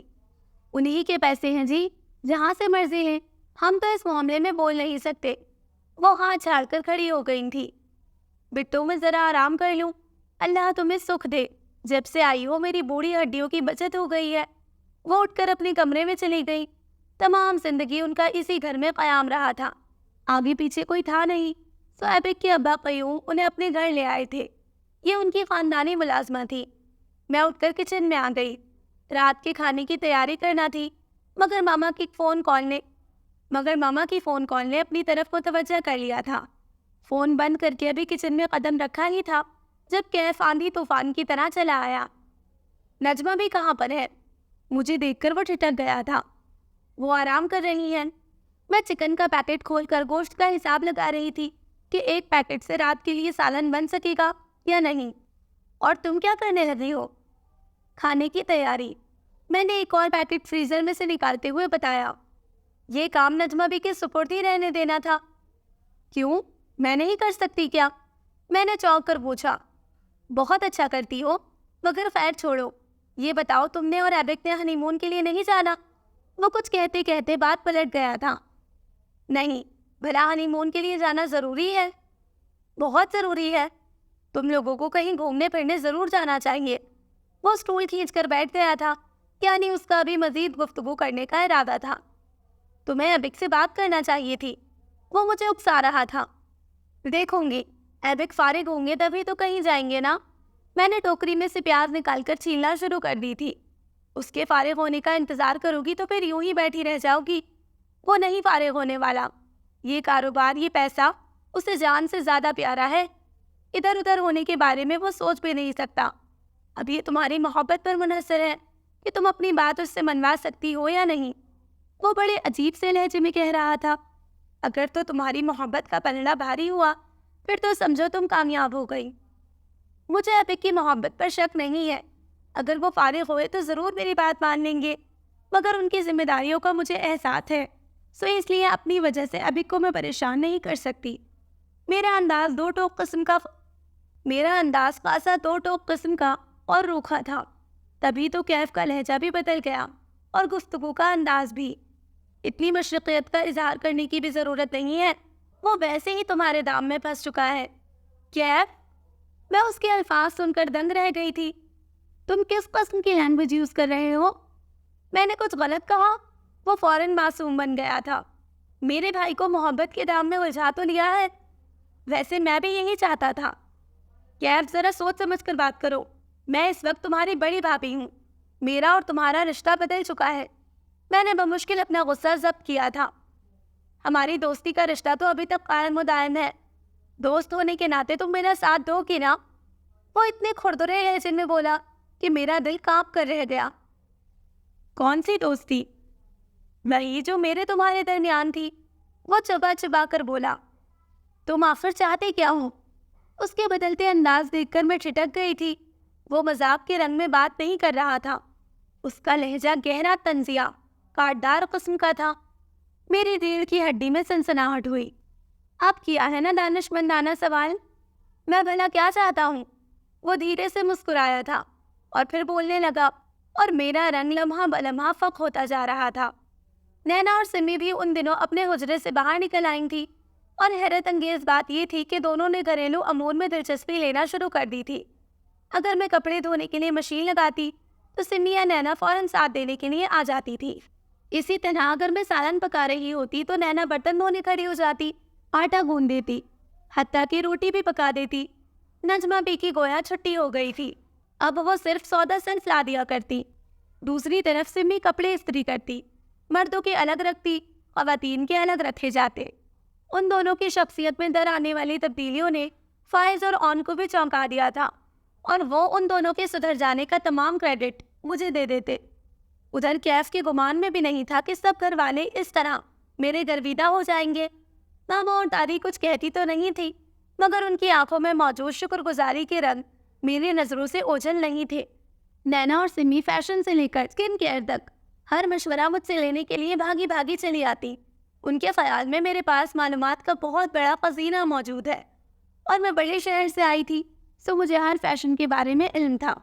یہ تو نینا اور سمی کی سادگی تھی، حالانکہ مجھے بدلتے فیشن کا کچھ پتہ نہیں تھا، مگر میں غانی سے مفید مشورے لے کر انہیں معلومات فراہم کرتی رہتی تھی، جس کی وجہ سے وہ دونوں میرے اور بھی قریب آ گئی تھیں۔ ان کا زیادہ وقت اب میرے ساتھ گزرتا تھا، مل جل کر جھٹ پٹ کام بھی ہو جاتے تھے، گھر بھی صاف ستھرا ہو جاتا، اور پھر کافی دیر تک گپ شپ بھی چلتی رہتی۔ وہ دونوں صرف سونے کے لیے اپنے کمرے میں جاتی تھی، زیادہ تر لاؤنج میں ہی بیٹھی رہتی۔ اس دن بھی سمی اپنی بچی کا مجھ سے پوچھ کر فراک سی رہی تھی، اور ساتھ ساتھ باتیں بھی کر رہی تھی۔ ایک دم میں نے میگزین ہاتھ سے رکھ کر کچھ سوچتے ہوئے سمی سے پوچھا، بہت دن ہو گئے کیف گھر نہیں آیا؟ وہ گھر کہاں آتا ہے، زیادہ تر شہر سے باہر ہی رہتا ہے، وہ احتیاط سے سوئی میں دھاگا ڈالتے ہوئے بولی۔ مگر کیوں؟ میں حیران ہوئی۔ جب سے آئی تھی کیف کا یہی معمول دیکھ رہی تھی، تاہم میں نے ایبک سے کچھ نہیں پوچھا تھا کہ کیف کہاں جاتا ہے۔ پتہ نہیں، صرف لگ رہا تھا وہ ٹالنے کی کوشش میں ہے۔ کیوں پتہ نہیں؟ یہ کہو مجھے بتانا نہیں چاہتی۔ میں نے جذباتی بلیک میلنگ کا سہارا لیا تھا، اور میری ناراضگی کے خیال سے وہ فوراً بول اٹھی، نہیں بھابھی، ایسی بات نہیں ہے، وہ کچھ گھبرا گئی تھی۔ دراصل پہلے ایبک بھائی اور کیف کی کبھی بنی نہیں تھی۔ کیف ہر وقت ایبک بھائی سے جھگڑتا رہتا تھا اور یہ جھگڑا شدت اختیار کر جاتا، بات ہاتھا-پائی تک پہنچ جاتی تھی۔ ایک دفعہ کیف نے غصے میں ایبک بھائی کا سر پھاڑ دیا تھا، ایک دفعہ گولی بھی چلا دی تھی، مگر یہ کافی سال پرانی بات ہے۔ اب تو اس نے ایبک بھائی سے صلح کر لی ہے، پہلے سے کافی بدل گیا ہے، ورنہ تو ہر وقت خون سوار رہتا تھا اس کے سر پر۔ پھر جب اس نے بتایا کہ وہ ایبک بھائی کے لیے لڑکی پسند کر چکا ہے تو ہم سب حیران رہ گئے، اور زیادہ حیرانی اس وقت ہوئی تھی جب ایبک بھائی نے اس کی پسند کی لڑکی سے شادی بھی کر لی۔ ان دنوں ہم لوگ ایبک بھائی کے لیے لڑکیاں دیکھ رہے تھے۔ اون کا خیال تھا ایبک بھائی کے ساتھ گل مناسب رہے گی، مگر کیف کو گل پسند نہیں تھی، اور یہ ہماری اور ایبک بھائی کی خوش نصیبی تھی کہ آپ ہمیں مل گئے۔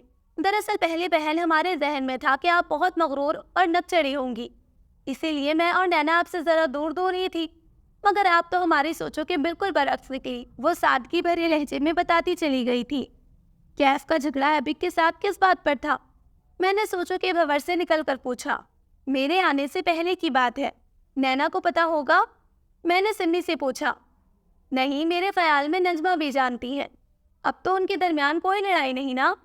میں نے اپنی تسلی کے لیے پوچھا تھا۔ نہیں، بالکل بھی نہیں، ایبک بھائی تو مزاجن بھی اور دل کے بھی بہت اچھے ہیں۔ کیف جذباتی اور غصہ ور ہے، تاہم ایبک بھائی نے کبھی بات نہیں بڑھنے دی۔ وہ فراک سی چکی تھی، اب سامان سمیٹ رہی تھی، اور میں گہری سوچوں میں ڈوب ابھر رہی تھی۔ دراصل میرا ذہن بری طرح سے الجھ چکا تھا۔ آخر کیف نے مجھے کس مقصد کے لیے استعمال کیا ہے؟ مجھے ایبک کے لیے پسند کرنا، حق مہر میں اتنی بھاری جائیداد لکھوانا۔ میرا ذہن ایک نقطے پر آ کر ٹھہر چکا تھا۔ بہرحال جو بھی ہے، کیف قیوم اپنے گھر والوں سے لے کر ایبک تک سب کو دھوکہ دے سکتا تھا، مگر مجھے نہیں۔ میں یعنی ساحیہ مراد اس کے جال میں کبھی نہیں پھنس سکتی، اور میرا یہ خود سے عہد تھا۔ اس ساری پلاننگ کی وجہ آخر جان کر ہی رہوں گی، میں نے دل ہی دل میں سوچا تھا، اور پھر مطمئن ہو گئی۔ یہ اس دن کی بات ہے جب ایبک کام کے سلسلے میں شہر سے باہر گیا تھا، اور ٹھیک اسی شب کیف چلا آیا۔ اس کے انداز آج کافی بدلے بدلے لگ رہے تھے، یوں لگتا تھا وہ کوئی فیصلہ کر کے آیا ہے۔ میں اس وقت کچن میں تھی، اور میرے پیچھے وہ کچن میں ہی چلا آیا۔ مجھے تم سے ضروری بات کرنی ہے۔ اس کا انداز پھاڑ کھانے والا تھا۔ میری چھٹی حص نے فوراً مجھے چونکا دیا۔ کون سی بات؟ میرے ساتھ آؤ۔ اس کے دھونس بھرے انداز نے مجھے بے حد غصہ دلایا تھا، مگر میں پھر بھی ضبط کر کے رہ گئی۔ کہاں؟ بیٹھک میں۔ مجھے تم سے تنہائی میں بات کرنی ہے۔ جو کہنا ہے یہیں پر کہو۔ میں پھر سے اپنے کام میں مصروف ہو گئی تھی۔ وہ کچھ دیر سوچتا رہا تھا، پھر بڑے پراسرار انداز میں بولا، میرے ساتھ ایک ڈیل کر لو۔ کیسی ڈیل؟ اب کہ میں سچ مچ ٹھٹک گئی تھی۔ بات معمولی نوعیت کی نہیں تھی۔ میرا دل خوف کے مارے سکڑنے لگا۔ یہ گھر تمہارے نام ہو چکا ہے، اور ایبک کی 2 برانچز بھی۔ تم ان کے کاغذات قانونی طور پر میرے نام کروا دو۔ اس نے گویا بڑے اطمینان سے آگ پر پیٹرول کے چھینٹے پھینکے تھے۔ کیا مطلب؟ میں چیخ اٹھی۔ چلاؤ مت، میری بات آرام سے سنو۔ میں نے یہ تمام کوششیں اسی وجہ سے کی تھی۔ مجھے ایبک کا اور تمہارا اعتماد جیتنا تھا، اور پھر اپنا مقصد پورا کرنا تھا۔ پہلے میں نے سوچا تھا کہ یوسما کے ذریعے اپنے کام کو پائے تکمیل تک پہنچاؤں گا، مگر پھر اپنے زندگی کی پہلی اور بڑی خوشی کو کھو دینے کے خوف نے مجھے تم تک پہنچا دیا۔ میں یوسما کو ایبک کے نکاح میں دے کر کوئی رسک نہیں لے سکتا تھا، حالانکہ یوسما کے ذریعے ایبک کی ساری پراپرٹی مجھے مل سکتی تھی۔ اب تو صرف اس کی گھر اور 2 برانچز کی بات ہے۔ بہرحال تو مجھے تمام کاغذات دے دو، یا پھر نتائج کی ذمہ داری تم پر ہوگی۔ میں تمہارے ارد گرد ایک جال بن دوں گا، تم اس جال سے نکل نہیں پاؤ گی۔ وہ گویا زخمی سانپ کی طرح پھنکار رہا تھا، اور میرے قدموں کے نیچے سے زمین دھیرے دھیرے سرکنے لگی تھی۔ تم دھوکے باز ہو کیف، تم نے مجھے ہی نہیں اپنے بھائی کو بھی دھوکہ دیا ہے، جس کے ساتھ تمہارا خون کا تعلق ہے۔ مجھے افسوس ہے تمہاری گندی ذہنیت پر، لالچ پر، کمینگی دکھانے پر۔ میں گویا غصے کے عالم میں پھٹ پڑی۔ کچھ بھی کہہ لو، کاغذات تو تمہیں دینے ہی پڑیں گے۔ اس نے گویا آنکھیں ماتھے پر رکھ لی تھی۔ اور اگر نہ دوں تو پھر اپنی تباہی کے لیے تیار ہو جانا۔ میں ایبک کو صاف لفظوں میں بتا دوں گا کہ تم میری محبت میں گرفتار تھی، اور میرے مجبور کرنے پر تم ایبک سے نکاح کرنے پر تیار ہوئی تھی، تاکہ ایبک کی دولت ہم دونوں ہتھیا لیں۔ تمہارے پاس موجود کاغذات تمہاری لالچ کے گواہ ہیں۔ ایبک کو مزید یقین دلانے کے لیے میں تمہاری اور اپنی دوستی کا قصہ بھی سنا دوں گا۔ ایک دو گواہ بھی پیش ہو جائیں گے، پھر تم کیا کر سکو گی؟ وہ گویا استہزائیہ مسکرا رہا تھا، میری بے وقوفی کا مذاق اڑا رہا تھا۔ اس نے مجھے ہی نہیں ایبک کے ساتھ بھی دھوکہ کیا تھا، اور نہ جانے اس نے مزید کیا کچھ کرنا تھا۔ میرا دل خوف کے مارے پھڑپڑا رہا تھا، مگر میں نے خود کو کمزور ظاہر نہیں ہونے دیا تھا۔ میں تمہیں کبھی بھی کامیاب نہیں ہونے دوں گی، یہ میرا خود سے وعدہ ہے۔ دھوکے باز اور فریبی لوگوں کو ان کے انجام تک میں پہنچا کر رہوں گی۔ تم نے رشتوں کے تقدس کا بھی خیال نہیں رکھا۔ کیا اتنے سال کالج اور یونیورسٹی میں تم یہی سیکھتے رہے ہو؟ زیادہ بڑبڑ کرنے کی ضرورت نہیں ہے، خوب سوچ سمجھ لو، ورنہ اپنی بربادی کے لیے تیار ہو جاؤ۔ کیف نے گویا آخری وارننگ دی تھی۔ تم ایسا کیوں کرنا چاہتے ہو؟ اگر جائیداد کا کوئی جھگڑا ہے تو ایبک سے کہو، اس میں بھلا میرا کیا قصور ہے؟ میں گویا تھک کر بولی تھی۔ اگر وہ آرام سے مان جاتا تو پھر مجھے اتنی بڑی پلاننگ کی بھلا کیا ضرورت تھی؟ ہمارے حق پر قبضہ جما کر رکھا ہے اس نے، اور ہمیں اپنے کاروبار میں تنخواہ دار ملازم رکھنا چاہتا ہے۔ مائی فٹ، اس کی چاکری کرتی ہے میری جوتی۔ اسے ہر صورت مجھے برابر کا حصے دار بنانا ہوگا، ورنہ میں ہر حد سے گزر جاؤں گا۔ وہ دہاڑ کر بولا، آئی ایم سوری کیف، میں تمہاری بات نہیں مان سکتی۔ مجھے اپنے شوہر کا اعتبار اور مان عزیز ہے، میں اس کے اعتماد کا خون نہیں کر سکتی۔ میرے دو ٹوک فیصلہ کن انداز نے اسے بھڑکا کر رکھ دیا تھا۔ وہ مجھے دھمکیاں دے رہا تھا، میں تمہیں ایبک کی زندگی سے نکال پھینکوں گا۔ وہ غصے کے مارے کف اڑا رہا تھا، اور پھر اس نے اپنا کہا سچ کر دکھایا۔ وہ مجھے ایبک کی زندگی سے باہر نکال چکا تھا۔ یہ اسی مان، اعتبار اور اعتماد کو بچانے کا نتیجہ تھا جو میں اپنی ماں کے گھر واپس آ چکی تھی۔ ایبک نے کچھ زیادہ تو نہیں کہا تھا، مگر اس کے چند الفاظ نے میرے جسم سے گویا جان نکال دی تھی۔ مجھے دکھ ہوا ہے ساحیہ، میرا دل اس وقت صدمے کے زیر اثر ہے۔ میں تمہارے ساتھ سختی سے پیش نہیں آنا چاہتا، تم ابھی چلی جاؤ، ڈرائیور باہر تمہارا منتظر ہے۔ اگر میں اس صدمے اور دکھ کی کیفیت سے سمجھوتا کر کے سنبھل گیا تو تمہیں لینے آ جاؤں گا، ورنہ ہمارے راستے جدا ہے۔ تم وہ کاغذات بھی ساتھ لے جانا، میں تحفے دے کر واپس لینے والوں میں سے نہیں ہوں۔ دھیما لہجہ، جھکی آنکھیں اور ضبط کی سرخیوں سے سجا چہرہ۔ اس نے نہ وضاحت طلب کی تھی اور نہ ہی مجھے خود سے دور کرنے کی وجہ بتائی تھی، مگر میں جان تو چکی تھی کہ کیف کی خود غرضی اور کمینگی رنگ لے آئی ہے۔ میں نے اسی شب سامان باندھا تھا اور خالی دل لیے ایبک کے گھر سے نکل آئی، اپنے پیچھے دادی، ماما، نینا اور سمی کو منتظر اور روتا چھوڑ کر۔ مگر پورے 1.5 ہفتے بعد بھلا کیا ہوا؟ آپ؟ میں نے پردے برابر کر کے پیچھے مڑ کر دیکھا تو گویا پتھر ہو گئی تھی۔ ایبک عین میرے پیچھے کھڑا تھا۔ وہ کب دبے پاؤں کمرے میں داخل ہوا تھا مجھے قطعاً خبر نہ ہو سکی۔ اپنی تلخ اور زہریلی سوچوں میں گم، کھڑکی کے سامنے کھڑے کھڑے میری ٹانگیں گویا شل ہو کر رہ گئی تھی۔ ہاں میں، کیا تمہیں امید نہیں تھی کہ میں واپس آؤں گا؟ وہ وہی مخصوص، نرم اور دھیما لہجہ۔ میرے دل کی دھڑکنیں اول روز کی طرح بے ترتیب ہو گئی تھی۔ جس طرح مجھے گھر سے نکالا تھا، بھلا کوئی امید باقی رہ گئی تھی؟ نہ جانے کہاں سے ڈھیروں آنسو میری آنکھوں میں خود بخود اتر آئے تھے۔ وہ وقت اور لمحے ہی کچھ ایسے تھے، ابھی تک اپنے ان الفاظوں پر پچھتا رہا ہوں، مگر میں بھی بھلا کیا کرتا؟ کیف نے کہانی ہی کچھ اس طرح سنائی تھی کہ اس کے عرف پر اعتبار آ گیا۔ تم سے کچھ پوچھا نہیں، یہی میری سب سے بڑی نادانی تھی جس پر ابھی تک پشیمان ہوں۔ جو کچھ وہ بتا رہا تھا، میری طرح کوئی بھی آدمی ان باتوں کے جال میں پھنس سکتا تھا۔ وہ سر جھکائے دھیمی آواز میں کہہ رہا تھا، آپ نے میرے ساتھ اچھا نہیں کیا۔ میں ابھی لفظوں کو ترتیب دے ہی رہی تھی جب ایبک نے ہاتھ اٹھا کر مجھے روک دیا۔ ساحیہ پلیز، پہلے میری بات سن لو، پھر جو کچھ کہو گی میں سنتا رہوں گا، جو سزا سناؤ گی مجھے منظور ہوگی۔ وہ بہت دیر تک سوچتا رہا تھا، گویا کہہ دینے یا نہ کہنے کے درمیان الجھ رہا تھا۔ پھر جب بولا تو آواز میں ہمیشہ والا ٹھہراؤ تھا۔ بات کہاں سے شروع کروں؟ بہت پہلے سے، جب میں چودھری قیوم کے آنگن میں کھیلنے والا پہلا بچہ تھا۔ پورے 8 سال تک میں پہلا اور آخری بچہ ہی رہا تھا۔ اس دوران میرا کوئی اور بھائی بہن اس دنیا میں نہیں آیا۔ میرے دادا کے لیے یہ بات خاصی تشویشناک تھی، مگر انہوں نے مجھ پر ہی صبر کر لیا تھا۔ ان کی مجھ سے محبت کوئی ڈھکی چھپی نہیں تھی، وہ مجھے اپنی زندگی کی واحد خوشی سمجھتے تھے۔ دراصل بات یہ تھی کہ میں گونگے والدین کی اولاد تھا۔ میری ماں اور باپ دونوں قوت گویائی سے محروم تھے۔ میرے ابا دادا کی اکلوتی اولاد تھے، ان کی زمینوں اور کارخانے کے اکلوتے وارث۔ ان کے یہاں میں پہلا صحت مند بچہ پیدا ہوا تھا۔ میرے دادا کے لیے میری پیدائش حفت اقلیم کی دولت کے برابر تھی۔ انہوں نے جی بھر کے میرے ناز اٹھائے تھے، مجھے بے تحاشا محبت سے نوازا تھا۔ میں ان کی محبت کے حصار میں خود کو ہمیشہ محفوظ سمجھتا تھا، مگر یہ حصار تب ٹوٹ کر بکھر گیا جب میرے دادا اس دنیا سے چلے گئے۔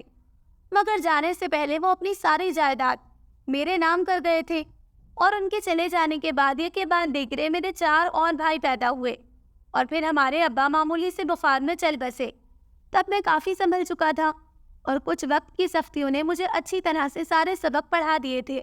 میں نے تعلیم کے ساتھ ساتھ کاروبار سنبھال لیا تھا۔ تب کیف بہت ناسمجھ اور نادان تھا، اور میری نظر میں تو وہ بالکل بچہ تھا۔ مجھے اپنی ماں اور بھائیوں سے بہت محبت ہے۔ اسی محبت نے مجھ سے بے تحاشا جد و جہد کروائی۔ میں نے اپنے قوت بازو پر اپنی محنت اور جد و جہد سے اپنا گھر بنایا تھا، 4 برانچز خریدی۔ ایک دم سے سارا کچھ نہیں ہو گیا تھا۔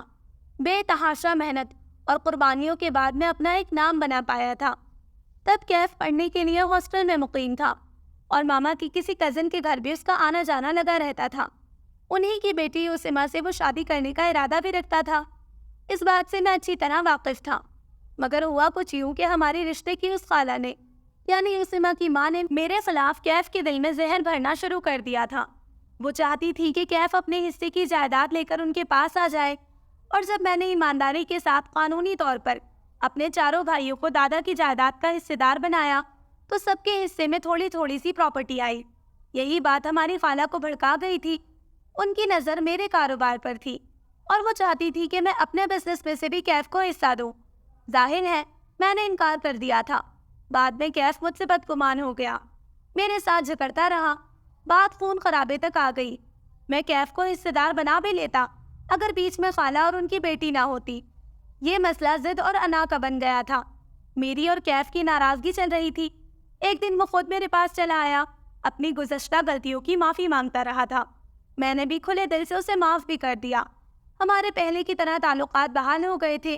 مجھے خبر نہیں تھی کہ یہ سب ایک سازش اور منصوبے کی کڑی ہے۔ پھر ایک دن اس نے مجھے بتایا کہ پھپھو کے پڑوس میں قیام پذیر فیملی سے خاصی انڈرسٹینڈنگ ہے اس کی، اور ان کی بیٹی کو وہ میرے لیے پسند کر چکا ہے۔ ہمارے گھر میں کوئی عورت ایسی نہیں تھی جو ہمارے اس طرح کے معاملات سنبھالتی۔ فائز اور اون کی شادیوں کے تمام معاملات اسی نے ہی دیکھے تھے، اگرچہ فائز اور اون نے لو میرج کی تھی۔ دوران تعلیم ہی دونوں پر شادی کا بھوت سوار ہو گیا تھا۔ بہرحال جو بھی تھا، احسن طریقے سے ان کی شادیاں ہو گئی تھیں۔ ماما کی ساری ذمہ داریاں کیف نے ہی نبھائی۔ ادھر کیف نے مجھے جو کچھ تمہارے بارے میں بتایا تھا، مجھے لگا تم میرے آئیڈیل کا ایک حصہ ہو۔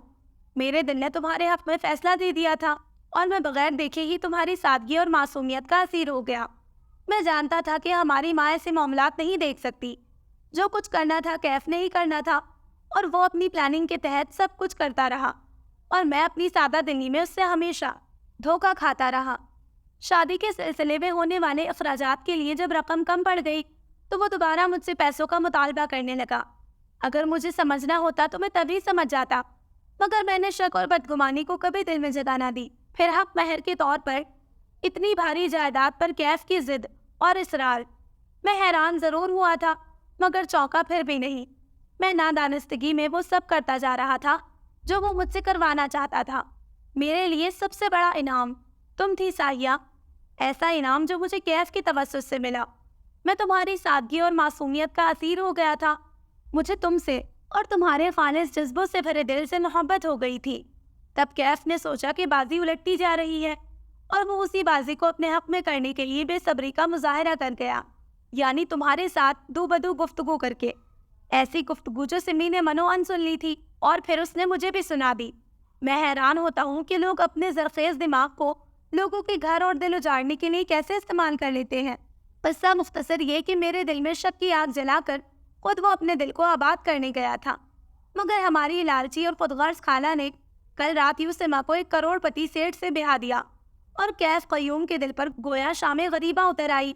اس صدمے میں وہ بائک سے ٹکرا کر اپنی ٹانگ توڑوا بیٹھا۔ ادھر آنے میں اسی لیے دیر ہو گئی تھی کہ مجھے اس کے پیچھے ہسپتال جانا پڑا۔ دیکھو ساحی، مجرم تو وہ ہم دونوں کا ہے، مگر میں نے اسے تمہاری طرف سے بھی معاف کر دیا ہے. کیا کروں؟ میری قوت گویائی سے محروم ماں بول نہیں سکتی، مجھے حکم نہیں دے سکتی، مگر اس کی آنکھوں کی التجا کو لوٹا دینا میرے بس میں نہیں ہے.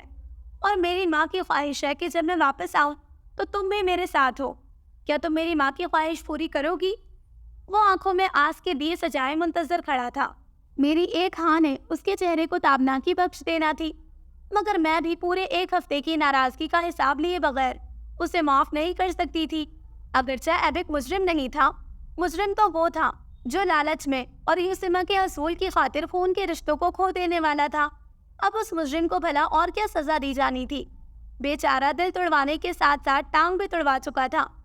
سب سے بڑی بات یہ تھی کہ اسے اپنی غلطی کا احساس ہو گیا تھا. وہ پشیمان تھا، شرمندہ تھا. سو میں نے سوچا تھا کہ ایک پشیمان کو بھلا اور پشیمان نہ ہی کیا جائے تو بہتر ہے. مگر ایبک کو ستانے کا میں پورا ارادہ رکھتی تھی. سو اسی لیے خود پر ناراضگی کا فال چڑھائے ہوئے بولی، میں آپ کو معاف نہیں کر سکتی ایبک. آپ واپس چلے جائے. میں اپنی انسلٹ نہیں بھول سکتی. آپ نے بغیر وضاحت لیے مجھے گھر سے کیوں نکالا؟ مجھے معاف کر دو ساحی، میں واقعی شرمندہ ہوں. ایبک میرے چہرے کے تاثرات دیکھ کر گھبرا اٹھا. وہ ہر صورت مجھے منانا چاہتا تھا، مگر مسئلہ یہ تھا کہ ایبک کو منانا آتا ہی کہاں تھا. اور ابھی وہ اسی سوچ میں گم کہ مجھے کیسے منائے کہ اچانک دھاڑ سے دروازہ کھلا اور سمی اور نینا کمرے میں داخل ہو کر مجھ سے لپٹ گئی. ہم آپ کو زبردستی اٹھا کر لے جائیں گے بھابھی. اللہ کی قسم آپ کے بغیر پورا گھر ویران ہو گیا ہے، سمی اور نینا بھرائی آواز میں کہہ رہی تھی. میں نے ان دونوں کی بے لوث محبت کو محسوس کرتے ہوئے ایبک کو دیکھا تو وہ معصوم صورت بنا کر بولا، اللہ کی قسم میرا دل اور کمرہ بھی ویران ہے. میری نظر ایبک کے چہرے سے ہٹ کر ایک اور چہرے سے الجھ گئی. یہ چہرہ ماما کا تھا. وہ خاموش تھی، مگر میں جانتی تھی کہ یہ خاموش آنکھیں اور اداس چہرہ کیا التجا کر رہا ہے. مجھے اس لمحے ٹوٹ کر اس عورت کی خاموشی پر پیار آ گیا تھا. کچھ لوگ اس خاموشی کو پراسراریت سمجھتے تھے، مگر میں جانتی تھی یہ پراسراریت نہیں ہے. اس خاموشی میں ایبک کی ماں کا بھرم پوشیدہ ہے. آج بھی میرے گھر والے اس حقیقت سے ناواقف تھے. کوئی بھی نہیں جانتا تھا کہ سفینہ بیگم کیوں خاموش رہتی ہیں، اور نہ ہی میں نے کسی کو بتانے کی کوشش کی تھی کہ ماما خاموش کیوں ہے. وہ قوت گویائی سے محروم ہے. میری سوچتی ہوئی نظر نے اس لمحے ایک مرتبہ پھر ماما کے پاکیزہ چہرے کا طواف کیا تو ان کے چہرے کی التجا میرے دل پر گویا جا لگی. ساحی چلو نا، میرا گھر اور میرے بچے کا دل سچ مچ تمہارے بغیر ویران ہے. میرے دل کو ایک دم کچھ ہونے لگا تھا اور میں بھاگ کر ماما سے لپٹ گئی. بدگمانی کے بادل چھٹ چکے تھے، دلوں پر جمی گرد صاف ہو چکی تھی. میں نے اپنے گھر والوں اور ایبک کے گھر والوں کے چہرے پر چمکتی خوشی کو دل سے محسوس کیا تھا اور گویا کھل کر مسکرا دی. کالے اودے سرمئی سیاہ بادلوں کے پیچھے کا منظر خود بخود صاف ہو گیا تھا. اب ستاروں سے بھرا آسمان میرے سامنے تھا اور میں نے کہکشاؤں کی بارات کو اپنے گھر میں اترتے دیکھا اور مسکرانے لگی. So listeners, this was the end of the novel بادلوں کے پیچھے. آئی ہوپ آپ لوگوں نے اس ناول کو کافی انجوائے کیا ہوگا. کافی اچھی سٹوری تھی، ایک بہت ہی بڑی پلاننگ کے ساتھ یہ سٹوری چلی، اور مجھے تھوڑا شروع میں لگ تو رہا تھا کہ کیف کچھ نیگیٹو کیریکٹرز ہیں، لیکن اتنی بڑی پلاننگ کا اندازہ نہیں تھا. مزہ آیا اس کو پڑھ کر. انشاءاللہ جلد ملتے ہیں کسی نئے ناول کے ساتھ. اپنا خیال رکھیں، دعاؤں میں یاد رکھیں. اللہ حافظ.